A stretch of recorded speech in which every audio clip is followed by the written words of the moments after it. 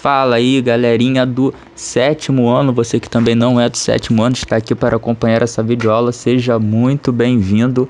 E sem mais delongas, vamos ao tema de hoje, a colonização do Brasil, parte 3. Sim, pessoal, já vimos a parte 1, a parte 2, já vimos a chegada dos portugueses ao Brasil. Na última aula nós vimos a questão da organização, da resistência dos escravizados africanos aqui também no território brasileiro, e hoje nós vamos ver a terceira parte. Então fique aí e vamos ver o que vai acontecer hoje. Muito bem, pessoal, nas aulas anteriores nós falamos da União Ibérica. O que foi a União Ibérica? A União Ibérica, ela foi a união entre os territórios de Espanha e Portugal. Foi quando Espanha e Portugal foram administrados pelo mesmo governante, no caso o rei da Espanha, Filipe II, após o rei português Dom Sebastião ficar perdido, morrer numa guerra na África. Então o sucessor mais próximo era o rei da Espanha. Com a União Ibérica, o que ocorreu? As colônias de Portugal passaram a ser domínio espanhol. Então, o mundo que estava dividido pelo Tratado de Tordesilhas entre Espanha e Portugal se tornou um mundo só, um mundo espanhol, dominado pelos espanhóis. E com isso, aqui na América do Sul, aonde Portugal tinha uma colônia chamada Brasil, os colonos portugueses começaram a avançar para além da linha do Tratado de Tordesilhas. E, desrespeitando o Tratado de Tordesilhas, essa linha imaginária, os colonos portugueses começaram a dominar áreas no sertão da colônia. O que é sertão? Sertão é interior, significa interior. Então, áreas no sertão, no interior da colônia, pertencentes à Espanha, mas que não eram ocupadas pelos espanhóis e passaram a ser ocupada pelos portugueses. Aí na imagem a gente pode ver a linha do Tratado de Tordesilhas à esquerda, no centro essa linha sendo tracejada, sendo desrespeitada, cortada, e do lado direito a gente está vendo as setinhas vermelhas, que é o avanço dos colonos portugueses sobre o território espanhol. Agora nós iremos ver os fatores que levaram os portugueses a avançarem, a desrespeitar esse Tratado de Tordesilhas. Aí estão, pessoal, os fatores da interiorização do Brasil. São 4 fatores: o gado, os bandeirantes, missões jesuítas e os quilombos. Esses são os 4 fatores principais e nós vamos destrinchar cada um deles agora. Muito bem, pessoal, como que o gado ajudou na interiorização do Brasil? O gado ajudou da seguinte maneira: antes dos escravizados africanos serem trazidos para trabalharem aqui no Brasil, quem movimentava a moenda de cana-de-açúcar no litoral, nos engenhos da colônia da América Portuguesa, eram os bois. Era o boizinho que movimentava, ele que era a força motriz que fazia a roda da moenda se mover e assim a cana ser triturada, o caldo sair, para assim ser feito o processo de produção de açúcar. No entanto, como vocês podem ver aí na imagem, o gado, o boi, ele gosta de cana-de-açúcar. Ele ia para dentro dos canaviais comer a cana, e além de comer a cana, ele destruía a plantação. Por causa da força bruta do boi, ele chegava e destruía essas plantações. Então, ter o boi no engenho dava mais prejuízo para o senhor de engenho do que lucro. Então, o que os senhores de engenhos fizeram? Eles tiraram os bois, o gado de sua fazenda, e entregaram esse gado para trabalhadores livres. pecuaristas, pecuarista que cuida do gado, e esses pecuaristas deveriam criar esses bois no interior da colônia, ou seja, no sertão da colônia.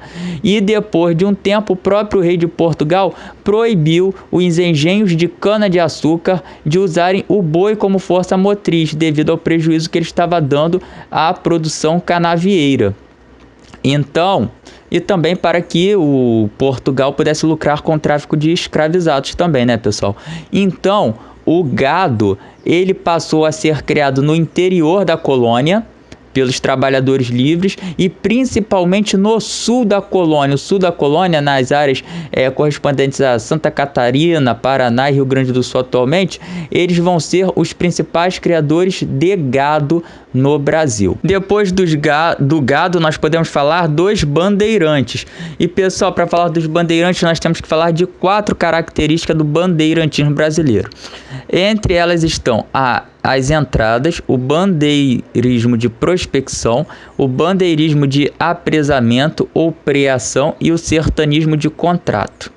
E nós iremos falar deles um pouquinho agora no seguinte: as entradas, elas não eram bandeirismo em si, elas não eram uma bandeira em si.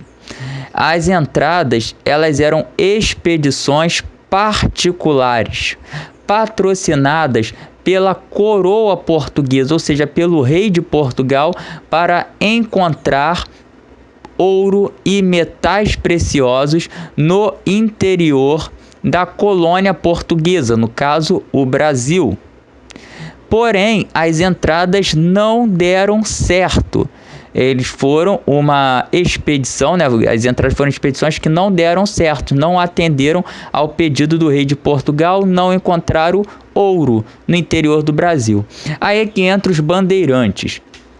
Quem eram esses bandeirantes? Os bandeirantes eram homens saídos da vila da capitania de São Vicente, que é o atual estado de São Paulo. Esses bandeirantes, eles vão para o interior do Brasil, principalmente em busca de índios, para escravizar os índios. Por que eles fazem isso? Porque essa capitania, por mais que ela tenha prosperado na produção de açúcar, de cana-de-açúcar, era pouco lucrativo para a coroa portuguesa enviar caravelas, navios para buscar açúcar no sul da capitania. Então era mais fácil, mais lucrativo pegar o açúcar produzido no Nordeste, na capitania da Bahia e de Pernambuco, do que ir para o sul pegar o açúcar de lá, de São Vicente. Então, esses colonos, eles foram praticamente abandonados pela coroa espanhola, pela coroa portuguesa. Chegavam poucas manufaturas chegavam para esses colonos, e da mesma forma que chegavam poucas manufaturas como botas, armas, roupas, chegavam poucos escravizados africanos. Por isso eles tinham que escravizar os índios. E essa imagem é muito representativa. Por quê?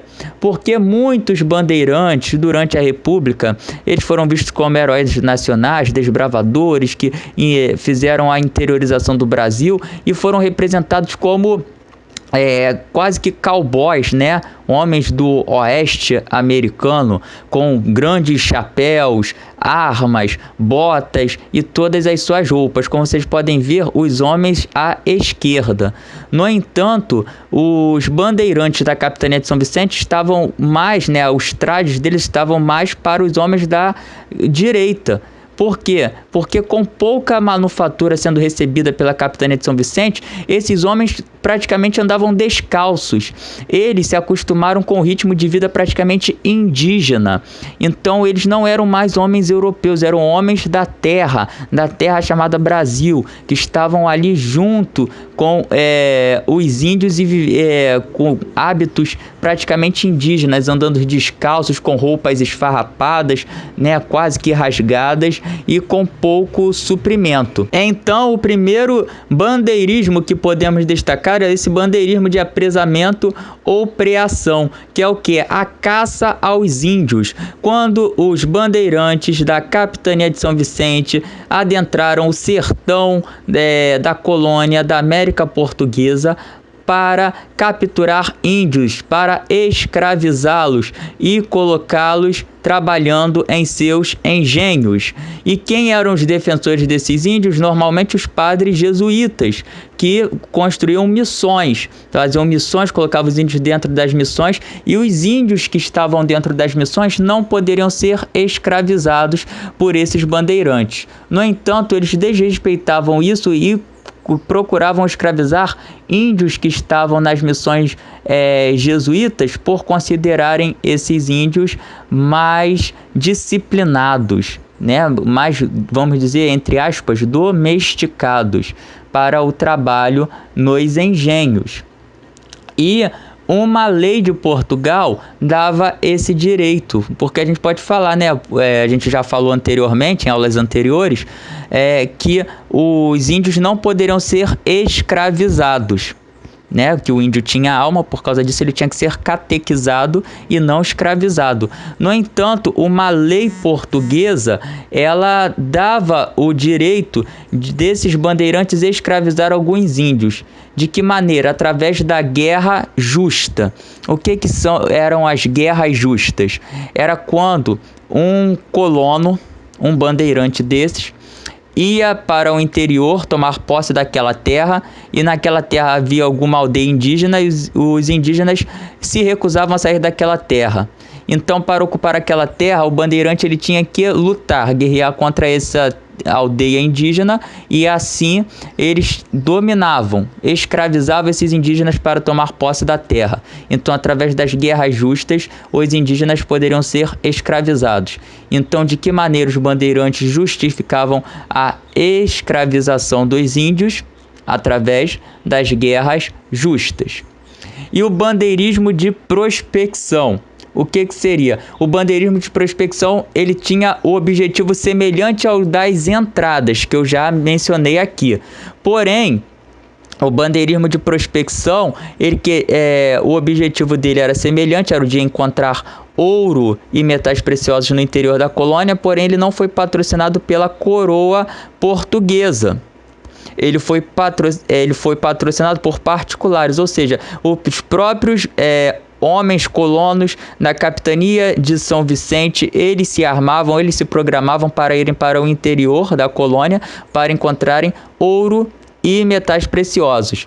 E então, uma diferença, né, entre o bandeirismo de prospecção e as entradas é essa daí. A primeira é que as entradas elas eram patrocinadas pela coroa portuguesa, e o bandeirismo de prospecção ele era patrocinado por particulares, né? Homens que saíram por conta própria para procurar ouro no interior da colônia. A segunda diferença é que as entradas não encontraram ouro nem metais preciosos, e o bandeirismo de prospecção encontrou ouro e metais preciosos no sertão do Brasil, ou seja, no interior do Brasil, no final do século XVII.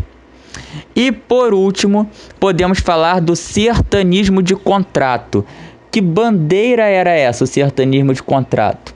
O sertanismo de contrato era uma bandeira responsável por capturar índios e escravizados negros que fugiam para o interior da colônia, para o interior do Brasil.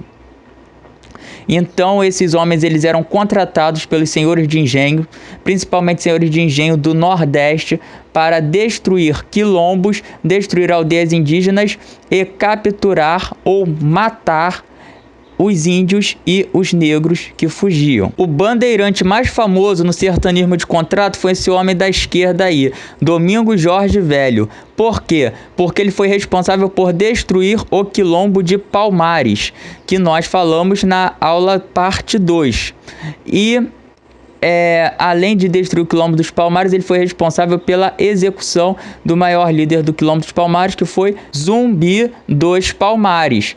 Então, pessoal, vocês podem observar essa questão aí, que os quilombos eles eram refúgios que foram criados no interior da colônia brasileira, né, da colônia portuguesa, que era o Brasil, e por serem criados ali no interior, favoreceram a interiorização do Brasil.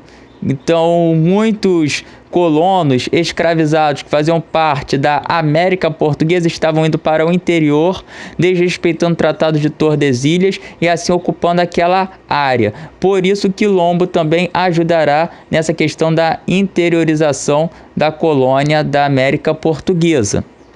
E como vocês puderam observar na imagem anterior, aqui a gente está na imagem de Zumbi, mas na imagem anterior, vamos voltar lá. Isso! Os bandeirantes eles eram representados bem vestidos, com grandes chapéus, com armas e tudo mais, e nós já vimos que não era essa a realidade do bandeirante de São Vicente. O bandeirante de São Vicente ele andava descalço, andava com roupas esfarrapadas. Por quê? Porque pouco recebiam botas, roupas, ou seja, manufaturas para poderem se vestir bem, ou então armas para poder se armar muito bem. Eles usavam recursos limitados. E o quarto fator que podemos tratar são as missões jesuítas, que semelhante aos quilombos, eram missões, no caso aqui, feitas por padres para catequizar os indígenas, para levar a fé cristã, europeizar de alguma maneira os indígenas. Falamos disso na questão do etnocentrismo também. E o que seria o etnocentrismo? Seria colocar a cultura europeia superior à cultura dos indígenas. É quando um povo se coloca acima do outro.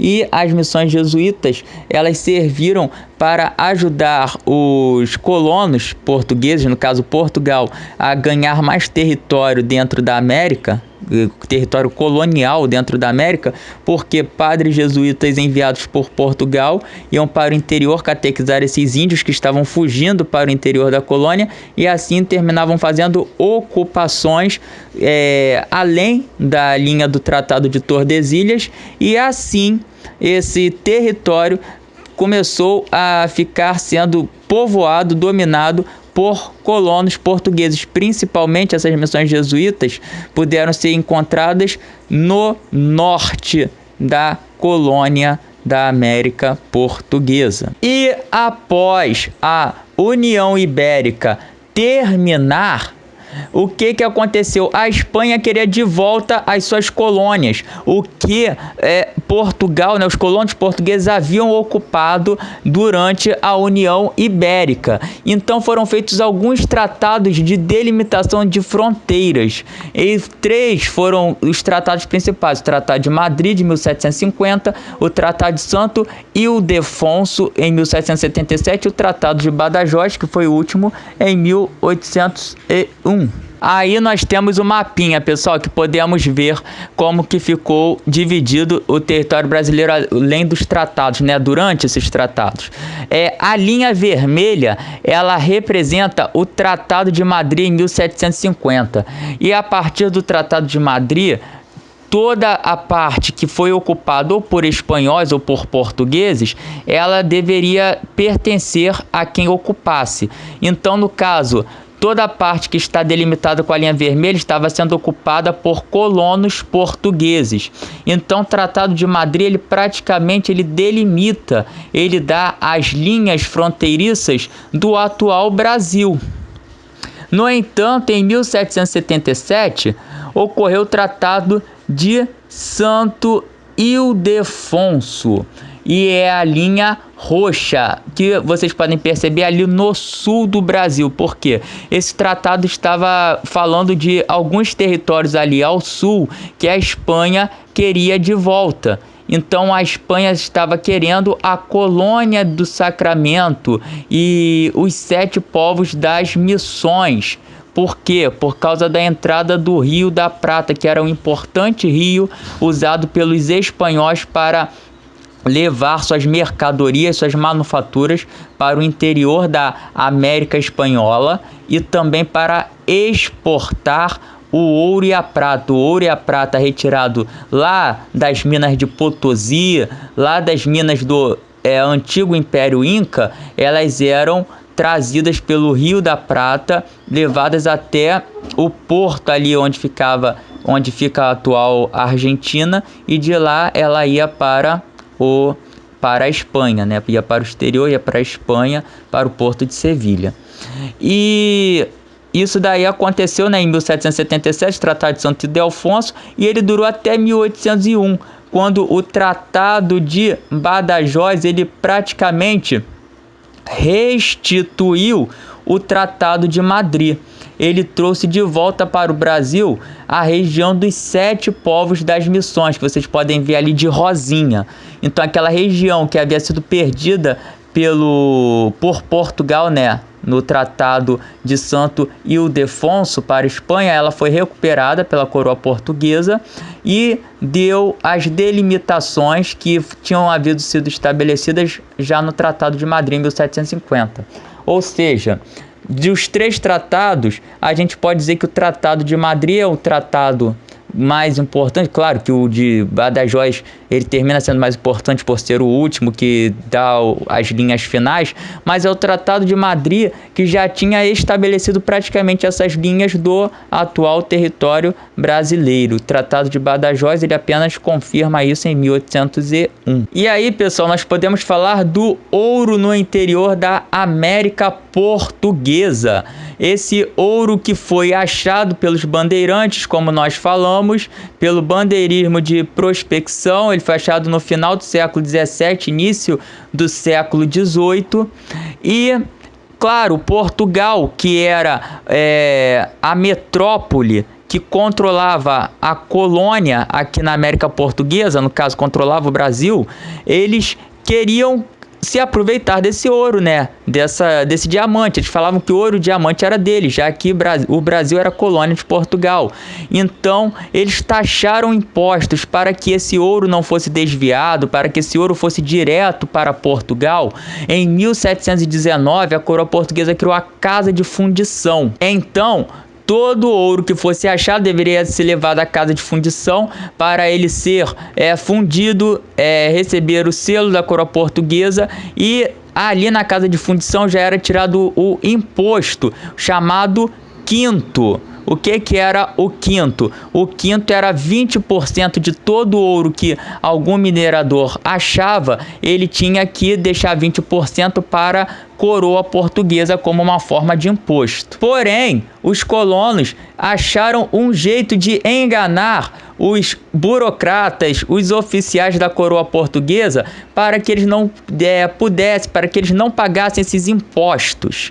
E qual foi as maneiras? Uma das maneiras foi colocar esse ouro escondido na sola do sapato. E a outra maneira foi colocar as pedrinhas de ouro nos chamados santos do pau oco. Ou seja, imagens de santo que eles tinham um fundo oco, né, o interior oco na verdade, e as pessoas colocavam as pedrinhas de ouro ali para que o ouro pudesse passar a ser contrabandeado com tranquilidade, já que ninguém iria desconfiar de um santo, de fiscalizar esse santo. Bem, pessoal, quando o ouro foi descoberto no interior do Brasil, o açúcar brasileiro ele já estava em declínio. Por quê? Porque ele estava competindo com o açúcar holandês após o fim da invasão holandesa.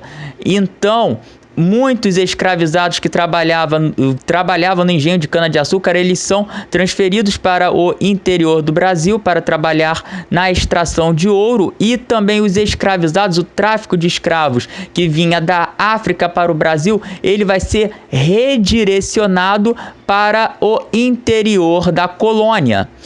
E de que maneira isso acontece? Como isso vai ficar mais efetivo? Em 1763, quando a capital do Brasil é transferida de Salvador para o Rio de Janeiro.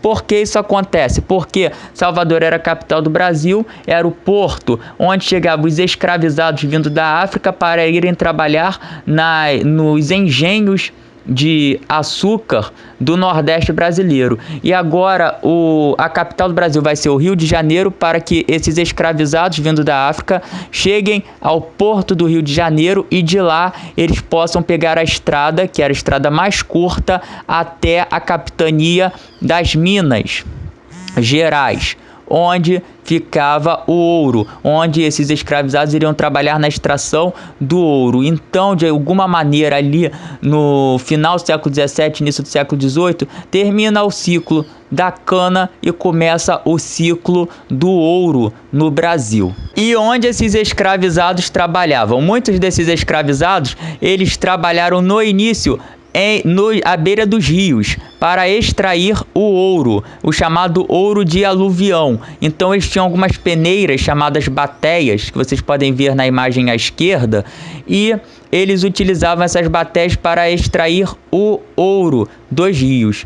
Porém, com o tempo, eles descobriram ouro nas minas, né, debaixo da terra de Minas Gerais, e então foram escavadas minas nessa capitania, por isso chamada, né, a Capitania das Minas Gerais, e muitos desses escravizados passaram a trabalhar horas e horas a fio dentro dessas minas, um local mal iluminado, com pouco oxigênio para respirar. Então muitos escravizados morreram ali dentro, não só por exaustão, mas também soterrados. Era praticamente o trabalho que os indígenas da América Espanhola faziam nas montanhas de Potosí, ao ter que extrair a prata no interior desta montanha, sendo obrigados, né, pela coroa espanhola. No entanto, pessoal, ao mesmo tempo que esses senhores de escravos do sertão brasileiro, do interior das Minas, e esses escravizados trabalhavam bastante na mineração, eles não tinham tempo para produzir o seu próprio alimento. Eles não tinham tempo para trabalhar em outras funções. Então eles passaram a depender de comerciantes que levavam alimentos e vendiam esses alimentos para os trabalhadores das minas. Então esses comerciantes ficaram sendo conhecidos como tropeiros ou monçoneiros. Então vamos ver qual é a diferença entre tropeiros e monçoneiros. Primeiro, eu só queria destacar que eles têm uma coisa semelhante. Ambos são comerciantes e ambos vão vender esses produtos para os trabalhadores das Minas Gerais, como eu já havia dito, mas essa é a principal semelhança. Agora a diferença entre eles. Os tropeiros, eles eram negociantes, pessoal, que conduziam tropas de mulas, ou seja, eles conduziam as mulas geralmente compradas no sul da colônia brasileira, carregadas de mercadoria, ou seja, eles eram comerciantes que passavam pelas estradas de Minas Gerais, do Rio de Janeiro até Minas Gerais, e eles trabalhavam por terra. Então eram comerciantes que trabalhavam por terra. Já os monçoneiros, né, os que trabalhavam nas monções, eles trabalhavam por rio, ou seja, num transporte fluvial, usando grandes canoas para transportar suas mercadorias para regiões de mineração que ficavam também no interior, mas que eles só poderiam chegar a ter por rio, principalmente onde ficam atualmente os estados do Mato Grosso, lá na região do Pantanal, e também na região de Goiás. Então, era através das monções que os mineradores dessas regiões recebiam alimentos. Então, pessoal, é isso que eu tinha para falar com vocês hoje sobre a colonização do Brasil, essa parte da colonização que fala sobre interiorização e também sobre a mineração, o início do ciclo do ouro. Então, valeu, pessoal, até a próxima, tchau, tchau.